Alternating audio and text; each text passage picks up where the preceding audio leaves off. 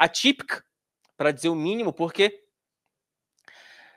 ontem nós dormimos aqui, eu acho que foi aqui, 2 da manhã, se não me engano, 1h30 da manhã, acordamos cedo, para a gente poder contar essa história para vocês, porque um homem de 59 anos espalhou artefatos explosivos ali nas proximidades da sede dos Três Poderes. Ontem à noite, 2 estrondos foram ouvidos, um no estacionamento do anexo 4 da Câmara e outro na sede da polícia do STF, do Supremo Tribunal Federal. Matheus, temos o trecho em que houve a explosão lá no Supremo Tribunal Federal? Tá pronto, querido? Tá. Pronto, ó. Essa é a imagem que é importante, tá? Porque esse momento aqui em que o Francisco Vanderlei Luiz, o tio França, né, ele está ali próximo do STF, e nesse momento ele estava com um artefato explosivo. Ele, segundo o depoimento do segurança do Supremo, ele deitou-se, né? E a partir daí houve, tá aí, esse é o momento da explosão. E houve aí o momento em que o artifício foi detonado, esse trecho, justamente nesse momento. Pouco antes dessa cena, houve uma explosão lá no anexo 4 de um veículo de propriedade do próprio Francisco Luiz. Ele é de Santa Catarina. E ele alugou uma residência aqui em Brasília, e já estava aqui em Brasília aproximadamente, aqui na região, né, do Distrito Federal, já estava aqui aproximadamente 4 meses. Tá? A Polícia Federal investiga, a tese da Polícia Federal, a Polícia Federal trabalha com a tese de crime de terrorismo, e agora busca-se se ele agiu sozinho, se não agiu sozinho, se ele teve parceria, se ele teve companhia de outras pessoas. Matheus, a gente consegue transmitir a coletiva um pouquinho?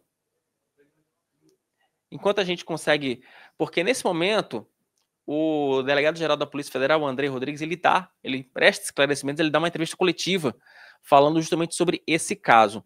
Eu vou pedir um pouquinho a gentileza do Vandi, que já está com a gente vamos falar de economia daqui a pouquinho, mas como eu estou com essa coletiva ao vivo, eu queria mostrar para vocês, porque aqui você sabe, né? Aqui no Meio Dia em Brasília você tem a notícia diretamente da fonte.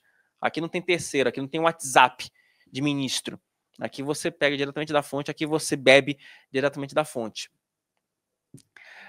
Então, o André Rodrigues já dando alguns esclarecimentos, mostrando que a linha de investigação da Polícia Federal vai ser, de fato, essa.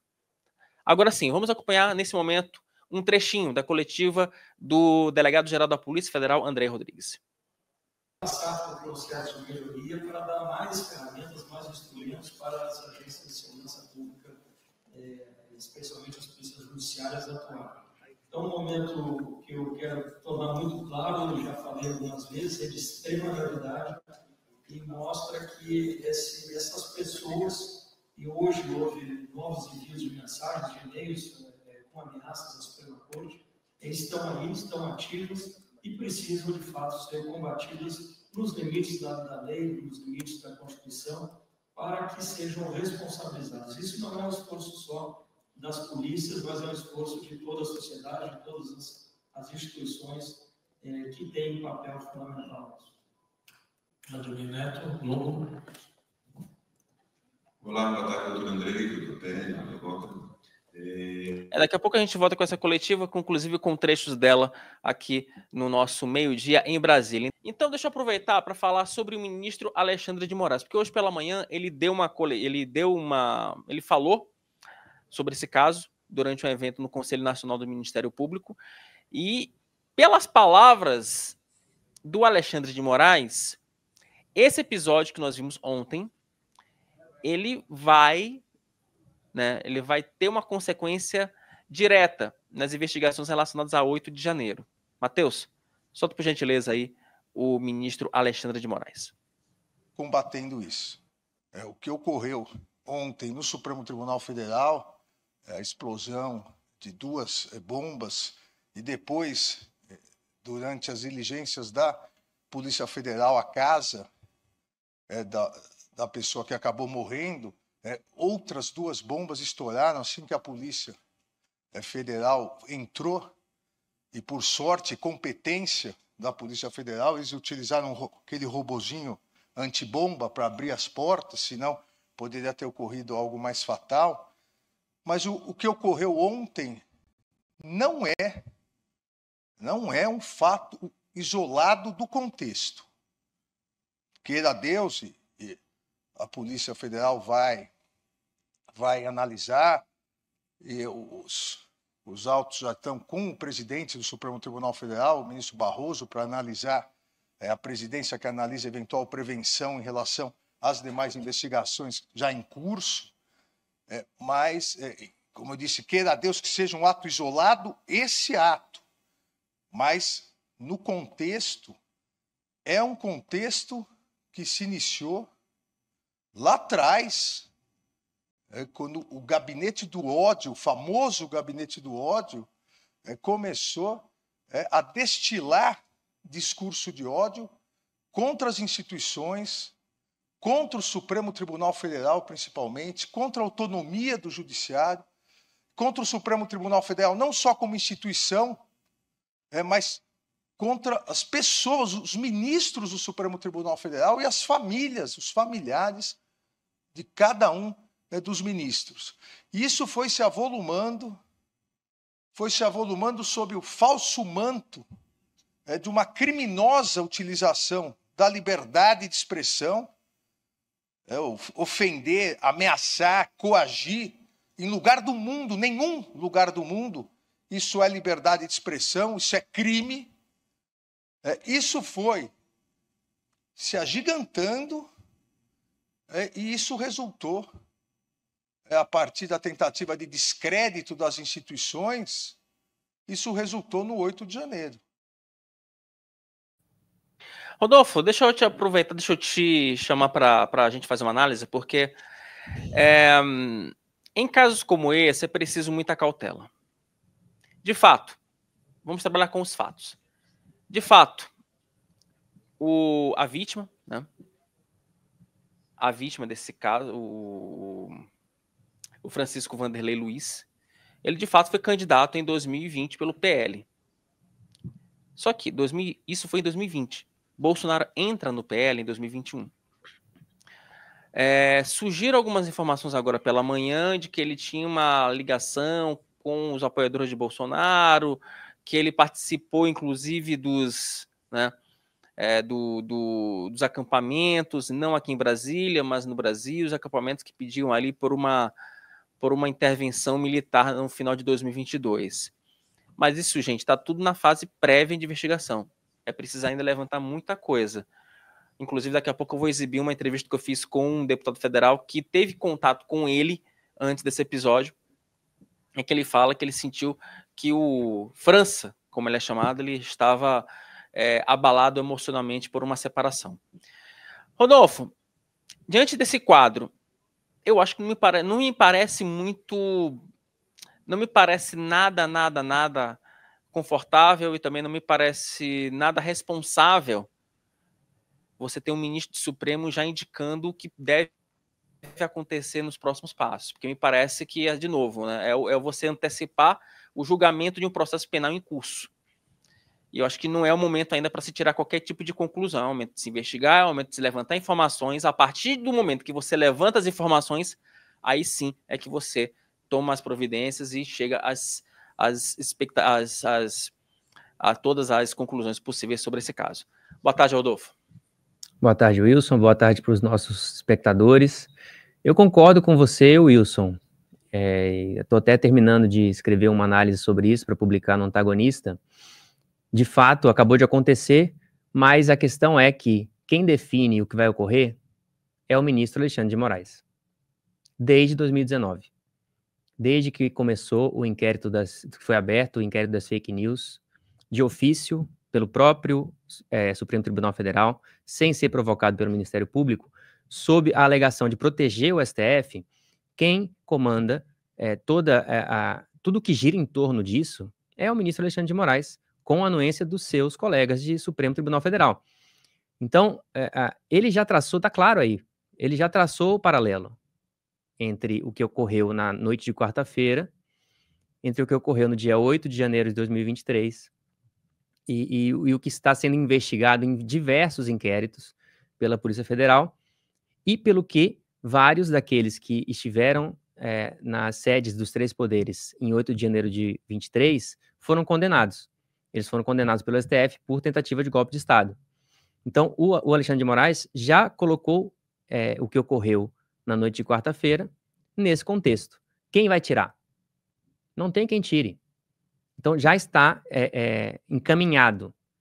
Se ele deveria fazer isso ou não, a gente pode até discutir, mas ninguém nesse país vai mudar isso. Quem vai poder mudar isso?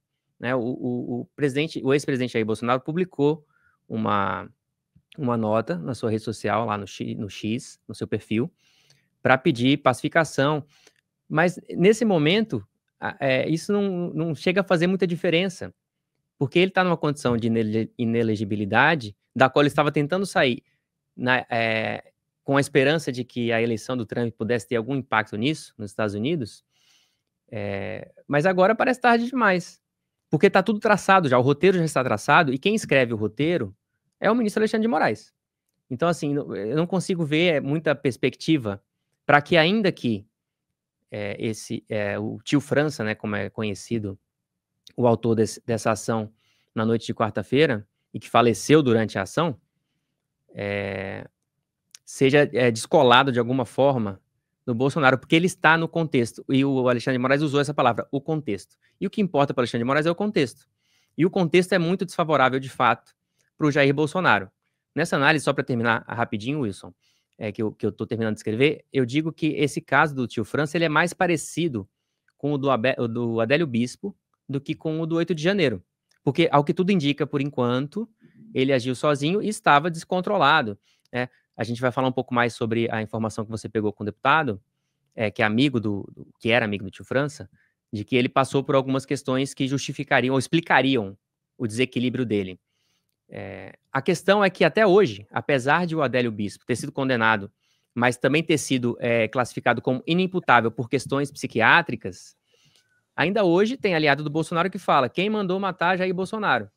Uhum. E isso, para mim, mostra o tamanho desse problema agora para o Bolsonaro. Porque, ainda que se prove, que as investigações indiquem que o tio França agiu sozinho e que tinha um desequilíbrio, sempre vai ficar o questionamento de por que ele fez isso. E o contexto, e quem define o contexto é Alexandre de Moraes, é muito ruim para o Jair Bolsonaro.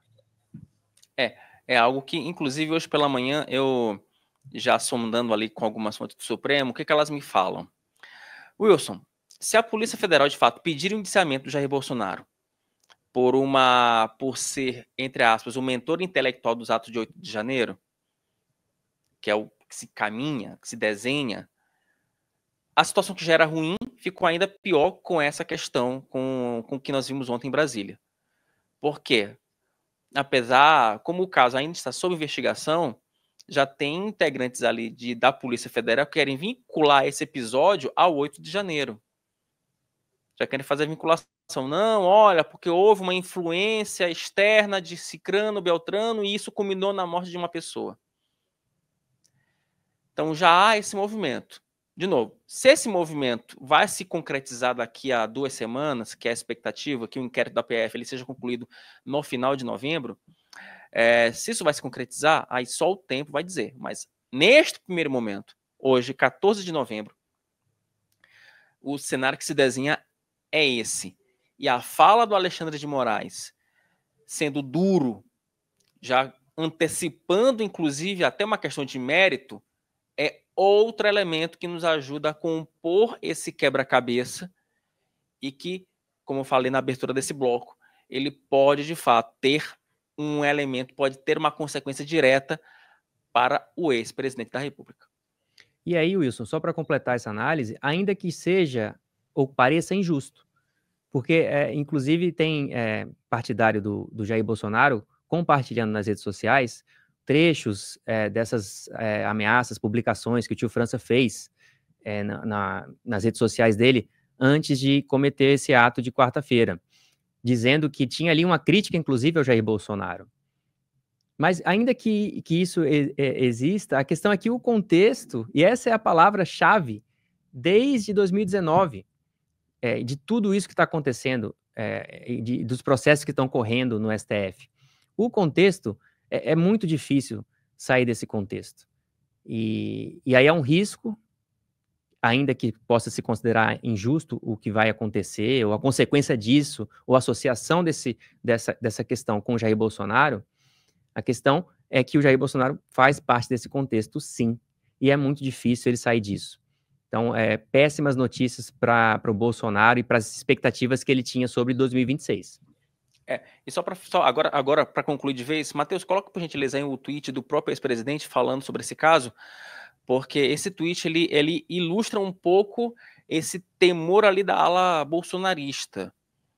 Dá para a gente colocar na tela, Matheus, rapidamente? Pronto, aí o ex-presidente da República pedindo a pacificação, né? Lamento, repudio todo e qualquer ato de violência, a exemplo do triste episódio de ontem na Praça dos Três Poderes. Apesar de configurar um fato isolado, outros bolsonaristas, como Gustavo Gayer, por exemplo, têm trabalhado essa expressão, ato isolado, e nesse momento, de fato, as investigações apontam que seja um ato isolado, o que tudo indica causado por perturbações na saúde mental. Essa expressão é importante porque o ex-ministro-chefe da Casa Civil do governo Bolsonaro, Ciro Nogueira, também utilizou esse termo, uma pessoa perturbada. Infelizmente, acabou falecendo em um acontecimento que nos deve levar à reflexão. Já passou a hora do Brasil voltar a cultivar um ambiente adequado para que as diferentes ideias possam se confrontar pacificamente e que a força dos argumentos valha mais que o argumento da força. Traz para cá, porque trocando mensagem com um integrante da PF, ele fez essa menção à mensagem do Jair Bolsonaro. E ele me falou o seguinte, né, achei interessante o comentário do agente. Ele falou: Wilson, me parece que aqui temos um sentiu e tô querendo sair pela tangente para que a consequência não seja mais dura no futuro. Novo, política é isso, política você encaixa peças. A Polícia Federal já olhou essa manifestação como se fosse, opa, peguem leve comigo. A questão é que parece muito difícil que esse efeito seja alcançado nesse momento. Porque muito se cobrou do Bolsonaro, e depois que ele deixou a presidência com um dia de antecedência, que ele manifestasse sinais talvez parecidos com esse aí. De falar, olha gente, vamos se acalmar, não é hora e tal. E ele não fez. E aí ocorreu o 8 de janeiro, e aí é isso. Quem defende o Bolsonaro, quem está do lado dele, pode falar, não, mas ele também não incentivou. Você pode argumentar o que você quiser. Mas a questão é que o contexto, e essa palavra vai bater muito na cabeça do Bolsonaro esses dias aí, o contexto joga contra. E tem coisas contra as quais é muito mais difícil lutar e talvez até seja impossível. Esse parece ser um caso desses. Tentar modular, voltar atrás, vai ser muito difícil de colar. E não só por causa das coisas como elas são, que já é difícil, mas porque do outro lado tem alguém que já mostrou qual é o jogo, inclusive já mostrou todas as cartas, já no dia seguinte, o Alexandre de Moraes. E é ele quem manda no jogo. Depois do que nós vimos na esplanada dos ministérios, ali perto do Supremo Tribunal Federal, com as explosões, etc., já tem deputado, inclusive da base bolsonarista, que acredita que a aprovação do PL da anistia foi pro ralo. O que se fala? E aí eu vou trazer o bastidor para vocês. O que se fala é o seguinte: não há algo que gera muito difícil, porque tinha uma resistência, inclusive de parlamentares de centro, para você aprovar uma anistia aos réus do 8 de janeiro, por tudo que aconteceu. Se já era algo complicado, difícil, essa dificuldade, né, esse peso ficou muito maior a partir de agora com o falecimento do Wanderlei Luiz, ali perto do Supremo Tribunal Federal. Então, ontem, no grupo de WhatsApp ali de integrantes do PL da Câmara, já tinha deputado que falava o seguinte, eu vou utilizar aqui, eu vou amenizar o termo. Nossa, já era, acabou. Teve até deputado que utilizou a expressão, aquela PQP, no texto, para demonstrar de fato que não tinha mais ânimo de você enveredar por essa porta. Por que esse assunto é importante nesse momento? É porque esse é um elemento que estava sendo utilizado pela base bolsonarista na Câmara para tentar ganhar espaço e para apoiar a candidatura de Hugo Mota. Então, tem gente ali dos republicanos que pensou, olha, nossa, né, vamos aproveitar esse momento aqui para entregar, para oferecer para o PL uma reacomodação na sua lista de desejos para apoiar o deputado federal Hugo Mota na disputa pela presidência da Câmara dos Deputados. Ô, meu caro Rodolfo, deixa eu te usar rapidamente, porque me parece que nesse momento a preocupação da ala bolsonarista, ela de fato, né, ela tem algum sentido, até pelas falas do ministro Alexandre de Moraes. Já era muito difícil, a Câmara está empurrando essa história da lei da anistia, né? Já tinha sido empurrada para próximo comando da casa, e agora, assim, não consigo enxergar perspectiva nenhuma. Tem que acontecer alguma coisa muito inesperada nos próximos meses para que se reverta isso, e é difícil imaginar alguma coisa que possa ocorrer para que o discurso mude, ou que a perspectiva mude. E isso tem uma ironia embutida aí, porque, de fato, a gente sente, estou vendo aqui no chat também, gente que gosta do ex-presidente Jair Bolsonaro, incomodada com o que ocorreu e com a repercussão que essa questão vai ter para além da noite de quarta-feira, mas é muito difícil lutar contra isso. Eu vou repetir, pode parecer injusto, mas a questão é que o destino parece traçado já estava, porque quem comanda essa história, no final das contas, é o STF, é o Alexandre de Moraes. Então, ainda que a Câmara viesse a aprovar essa lei de anistia para quem foi condenado pelo 8 de janeiro, ainda que o Senado referendasse, ainda que fosse sancionado em algum momento, ainda que virasse lei, poderia ir parar lá no STF. Então, assim, a possibilidade de isso passar hoje, depois do que ocorreu na quarta-feira, ainda que se possa argumentar que uma coisa não tem a ver com a outra, que o tio França, que foi quem fez esse ato, tinha criticado o Bolsonaro, ainda que se possa argumentar muito, o que está em questão é que essa repercussão ela já ocorreu, e a indicação não é nada boa para o Jair Bolsonaro e nem para os condenados do 8 de janeiro. Não é das melhores essa perspectiva. É bom lembrar que durante as investigações, a Polícia Federal encontrou hoje pela manhã, acabei de receber informação aqui, revólver na residência dele, do Vanderlei, e também explosivos na casa onde ele residia, aqui no Distrito Federal. Ele estava na Ceilândia, não é isso, Wilson? Estava em Ceilândia, uma cidade, só para vocês terem uma ideia, Ceilândia é uma região satélite aqui de Brasília, fica a aproximadamente 30 quilômetros do chamado Plano Piloto. E Ceilândia é uma região um pouco mais periférica, né? Perto da Ceilândia tem uma favela chamada Sol Nascente, que é uma das maiores do mundo, então é uma região mais humilde. Então, né, você vê que é de fato bem na periferia de Brasília.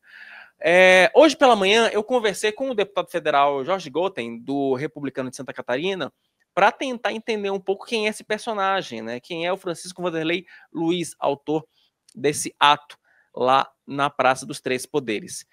E o deputado federal conhecia esse personagem há aproximadamente 30 anos. Teve alguns contatos ali pessoais com ele. O deputado me falou que a última vez que ele conversou com o próprio Vanderlei foi no ano passado, e ele já demonstrava que ele não estava 100% bem. Matheus, coloca na tela, por gentileza, aí, essa conversa que eu tive com o deputado federal Jorge Gotten. Conheço ele, eu acho, há uns 30 anos, lá da minha cidade, e ele esteve me visitando, né? O ano passado, ele esteve no nosso gabinete, talvez até mais de uma vez. Hoje eu vou tentar me informar sobre isso, né? Uhum. E esse ano ele esteve em agosto ali, né? Esteve em agosto. Esse ano eu não falei com ele, mas ele esteve no nosso gabinete esse ano. Mas ele apresentava algum sinal de que pudesse tomar uma atitude drástica como essa, ou ele parecia uma pessoa absolutamente normal, deputado? Não, eu conhecia ele foi um empreendedor de sucesso lá em Rio do Sul, sabe? Um cara visionário. Então esse era o França que eu conhecia. No dia a dia dele, ultimamente, eu não sabia. Mas ali, quando ele me visitou o ano passado, eu senti, até comentei no gabinete, eu disse, o França que eu conheço não era esse. O França me pareceu abalado emocionalmente, assim, né? Ele falou muito da separação da mulher dele, né? Uhum. Então ele me pareceu abalado. Eu soube até que o filho dele, né, que eu não lembro do filho dele assim, né? Mas o filho dele falou até que ele estava, ele tinha se distanciado um pouco da família, porque estava meio, né? Depois da separação, ele não estava bem, estava viajando aí, né? Mundo afora. Então, essa informação até do filho dele é que veio a validar o que eu pensei, né, dele o ano passado, que eu comentei no nosso gabinete. Uhum. Eu comentei sobre, me parecia ele abalado emocionalmente. Não, entendi, deputado. Quer dizer, é porque agora nesse contexto surgiram prints dele em redes sociais, fazendo alusão a mensagens políticas, melhor dizendo. E aí agora você tem, de fato, essa disputa, né, de narrativa, porque como, enfim, ele foi autor e vítima do ato, não dá para saber nesse momento o que se passava na cabeça dele, né? Se era uma questão pessoal ou se de fato era uma questão política, quer dizer, algum tipo de protesto, coisa parecida, não é, deputado?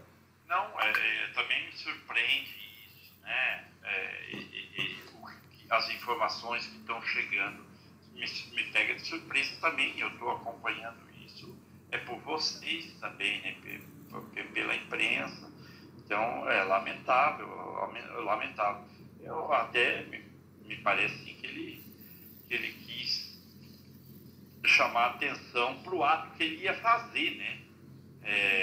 E lamentável, né? Lamentável em todos os sentidos, que poderia ter causado danos para outras pessoas também, né?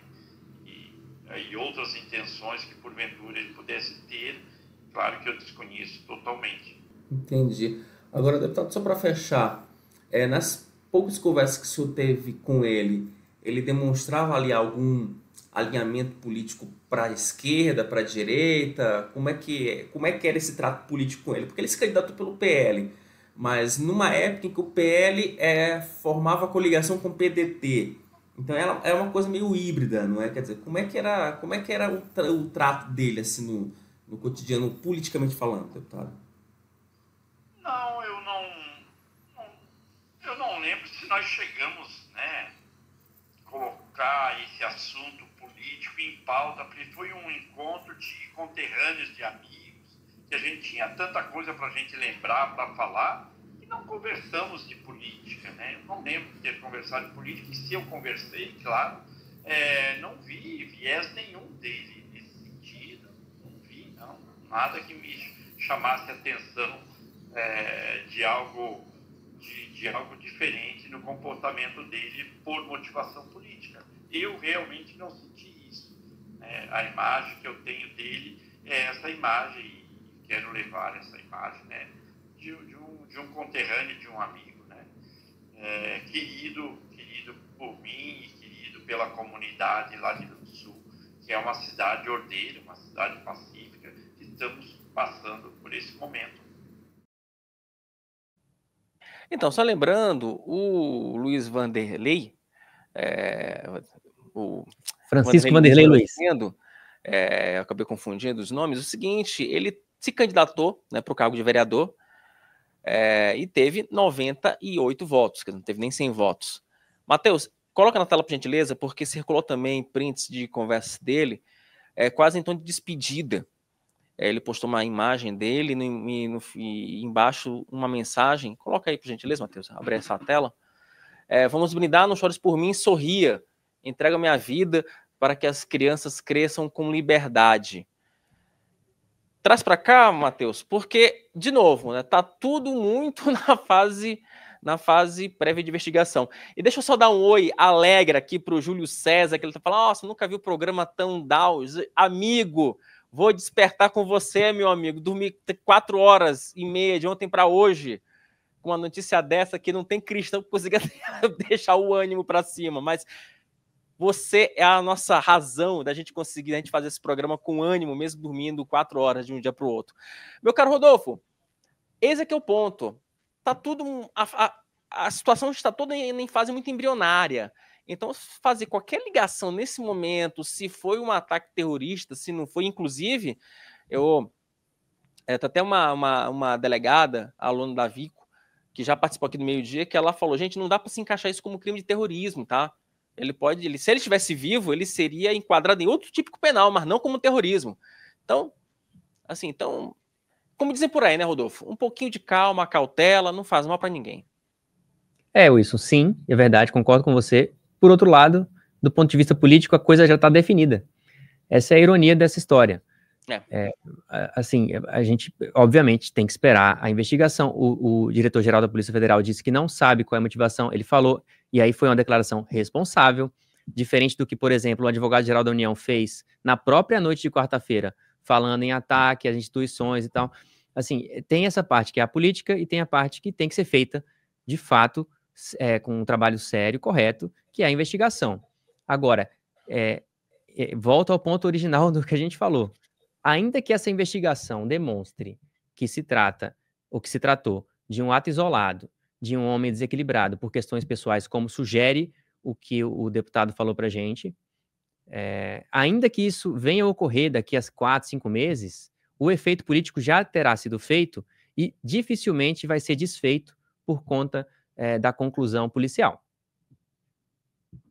Porque, falando em conclusões, agora há pouco, o delegado-geral da Polícia Federal, André Rodrigues, ele falou que vai tratar o caso como ato de contra o Estado Democrático de Direito. Matheus, coloca na tela, por gentileza, aí a manifestação do André Rodrigues.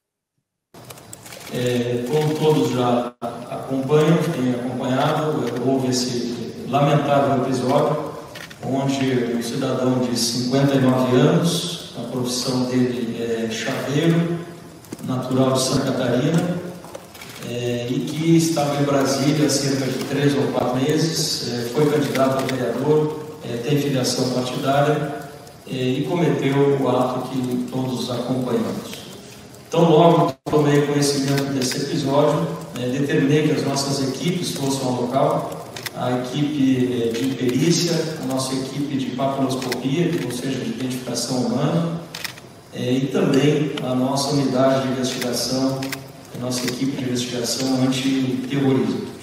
Da mesma maneira, determinei a instauração do inquérito policial, que foi inicialmente feito aqui na Superintendência da Polícia Federal, e o encaminhamento à Suprema Corte, em razão das hipóteses criminais, de atos que atentam contra o Estado Democrático de Direito e também de atos terroristas.